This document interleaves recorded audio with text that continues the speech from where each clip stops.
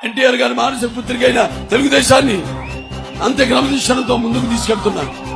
అందరూ కూడా మీరంతా తెలుగుదేశం పార్టీకి ఉన్నంత బలం కార్యకర్తలు ఇక ప్రపంచంలో ఏ పార్టీకి లేరు లేరు.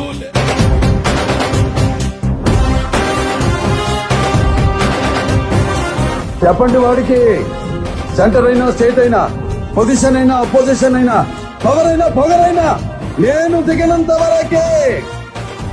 Once I step in, history repeats.